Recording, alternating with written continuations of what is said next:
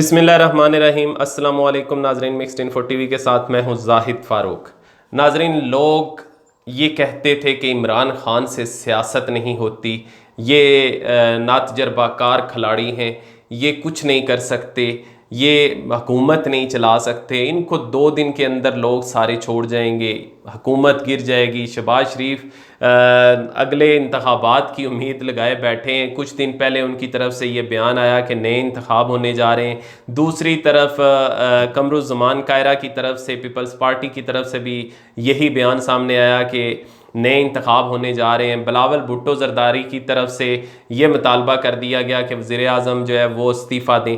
ये सारी चीज़ें हो रही हैं, लेकिन इमरान खान ने सब को खामोश करवाया हुआ है और उन सब की ब्लैकमेलिंग बंद हुई है।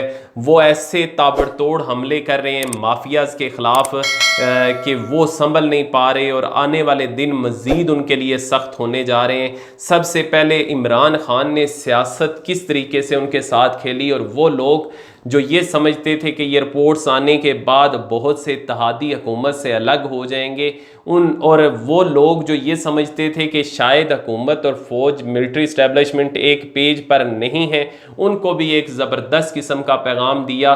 और ये बड़ा ही हैरान कुन था तमाम लोगों के लिए। और ये मुलाकात जिस हवाले से आप समझते रहे उससे कई गुना बढ़कर निकली। वज़ीर आज़म इमरान खान की मुलाकात होती है आर्मी चीफ के साथ, जनरल कमर जावेद बाजवा के साथ, और उसके साथ साथ DGISI फैज़ जनरल फैज़ के साथ। फिर उसके बाद उसमें मुलाकात में शाह महमूद कुरैशी भी मौजूद होते हैं, वज़ीर आज़म इमरान खान के प्रिंसिपल सेक्रेटरी आज़म खान भी मौजूद थे, उसके साथ असद उमर भी मौजूद थे, उसके साथ शहजाद अकबर वज़ीर आज़म के मामले ख़ुसूसी बराए साहब भी मौजूद थे। इस सारी मुलाकात होने के बाद बहुत सी खबरें निकलीं और बहुत से तज्ज़िये पेश किए गए, लेकिन उससे अगले ही दिन वज़ीर आज़म की तरफ से काबीना का ख़ुसूसी इजलास बुलाया जाता है, और काबीना का ख़ुसूसी इजलास टोटली शुगर जो कमीशन की रिपोर्ट थी, फ्रांजिक रिपोर्ट, उसके ऊपर होता है और उसके साथ ही उसको पब्लिक कर दिया जाता है। अब इस मुलाकात का और इस रिपोर्ट के पब्लिक होने का जो अगर टाइमिंग देखें तो बहुत इम्पॉर्टेंट है। इस वजह से इम्पॉर्टेंट है कि वो जिनके ख़िलाफ़ ये सब कुछ सामने आने वाला था, इस मुलाकात ने उनको बांध के रख दिया। और इस मुलाकात से ये ज़ाहिर होता है कि हुकूमत और मिलिट्री इस्टेब्लिशमेंट जो है वो पूरी तरह एक पेज पर है। हर फैसले के अंदर उनकी जो राय है उसको शामिल किया जाता है, और वो लोग जो समझते थे कि हम ब्लैकमेल करेंगे, हम निकलने की हुकूमत से धमकियां देंगे, हम लोगों को अलग कर लेंगे, अपने हुकूमत के पाँव के नीचे से जो जो उनकी सीढ़ियाँ जिससे कहा जाता है या बैसाखियाँ कहा जाता है वो खींच लेंगे। इमरान खान की इस मुलाकात ने ये पैगाम दिया कि कोई ये बैसाखी नहीं खींच सकता, क्योंकि वो लोग जो बैसाखियों वाले हैं वो उनके साथ खड़े हैं और मुकम्मल तौर पे साथ खड़े हैं। ना तो काफ लीग कहीं जा सकती है, ना MQM हट सकती है, ना वो लोग जो तहरीक इंसाफ के अंदर आए थे, जिनको जहांगीर खान तरीन का दावा है कि उनमें से 60% लोग उनके कहने पे आए थे, वो सारे हटाए जा सकते हैं। क्योंकि हुकूमत इस टाइम मजबूत इस वजह से इसको तसव्वुर किया जाता है। पहली दफ़ा ऐसा हुआ है कि मिलिट्री इस्टेब्लिशमेंट और हुकूमत सारे फैसले बामी रजामंदी से मालूमात को शेयर करके कर रही हैं, जिसके बायस हुकूमत के जाने का कोई चांस नहीं। कोई ऐसी पार्टी नहीं जो ये रिस्क ले सके कि ऐसी सूरत हाल में इस हुकूमत को गिराया जा सके। हुकूमतें माजी में भी तब भी गिरती रही हैं जब इस्टेब्लिशमेंट के और हुकूमत के दरमियान इख्तलाफात होते थे, तो किसी तीसरी पार्टी को सामने लाया जाता था, जिसका पलंदा खुद भी मियाँ शहबाज शरीफ अपने मुख्तलिफ इंटरव्यूज़ में बता चुके हैं, इंतहाई मासूमाना अंदाज में बता चुके हैं कि कैसे हुकूमत बनाने के लिए कहा जाता था, क्या कुछ होता रहा। इस हवाले से अब मौजूदा हुकूमत के हवाले से अगर कहा जाए तो इमरान खान की अगर हम जो अंदाज़े हुक्मरानी है, ज़ाहिर है उसमें 100 इख्तलाफ हो सकते हैं कि किस तरीके से चला रहे हैं, बहुत सी चीज़ें संभालने में मुश्किलात पैदा हो रही हैं। उसकी वजह भी ये है कि सारा सिस्टम इस कदर बिगड़ा हुआ है कि एक अरसा लगेगा, एक वक्त लगेगा उसको ठीक करने में। हर जगह पे माफियाज़ के साथ उनकी जंग जारी है।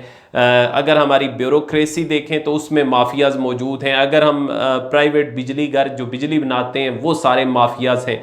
शुगर का ताकतवर तरीन माफिया जो था उसके खिलाफ उन्होंने एक्शन लिया, और माजी की किसी हुकूमत ने ऐसा नहीं किया। पहली दफ़ा इमरान खान की हुकूमत ने एक्शन लिया और इसके साथ भी स्टैब्लिशमेंट पूरी तरह खड़ी थी। यही वजह थी कि रिपोर्ट वज़ीर आज़म सामने लेके आए और उनके खिलाफ इंक्वायरी करने भी जा रहे हैं, उनके खिलाफ सज़ाओं का तयन करने भी जा रहे हैं ईद के फ़ौरन बाद। और क्या कुछ होने जा रहा है ईद के फ़ौरन बाद।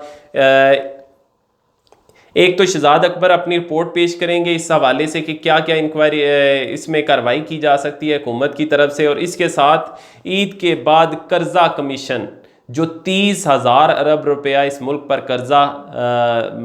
कर्जे का बोझ डाल दिया गया, इस हवाले से भी सामने आने वाली है। इस हवाले से भी रिपोर्ट सामने आएगी, वज़ीर आज़म को पेश की जाएगी कि कौन कौन सी हुकूमतें गुज़िश्ता 15-20 सालों में इस कर्ज को बढ़ाने में इन्वॉल्व रहीं। जो कर्जा लिया गया ये वज़ीर आज़म पहले भी इसका अंदिया दे चुके हैं कि उस सारे का हम देखेंगे, ऑडिट करवाएंगे, कहाँ कहाँ पे कर्जा किस हुकूमत ने कितना लिया और वो कहाँ पे खर्च किया। तो वो सारी जब खुलेगी स्टोरी तो बहुत से ऐसे राज इंकशाफात, बड़ा एक स्कैंडल सामने आएगा कि किस तरीके से कर्जे का इस्तेमाल किया जाता रहा। और आप हैरान होंगे कि इसमें ऐसे लोगों के नाम आएंगे कि जिन्होंने कर्जा जो यहाँ पे हासिल किया बिल्कुल उसी तरीके से उन्होंने उसको, यानी ब्लैक मनी को वाइट करने के लिए वही टीटीज़ और वही सारी चीज़ें सामने आएंगी। आगे ईद के फ़ौरन बाद 1 माह 1.5 माह लग सकता है, उसमें ये रिपोर्ट सामने आने वाली है। फिर उसके बाद प्राइवेट बिजली घरों के हवाले से जो रिपोर्ट थी वज़ीर आज़म की तरफ से कहा गया था, लेकिन सी पैक मुआहदे में चूँकि बहुत से बिजली घर जो हैं वो इन्वॉल्व हैं, उसकी वजह से उसको छेड़ा नहीं जा सकता था।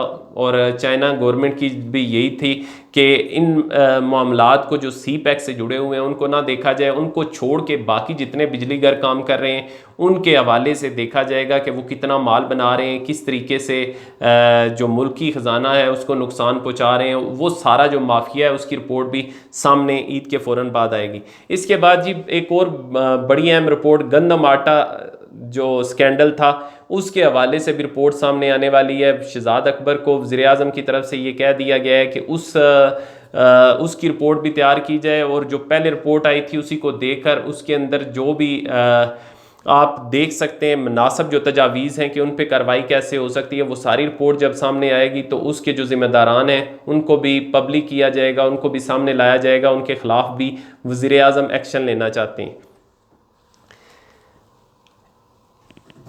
अब ये जो कमीशन की रिपोर्ट आई है उस हवाले से भी वज़ीर आज़म की तरफ से शहजाद अकबर को यही कहा गया है कि आप इनके मतलब ये लाए अमल सामने लेके आएँ कि हम इनके ख़िलाफ़ किस तरह इंक्वायरी किस तरीके से कार्रवाई कर सकते हैं।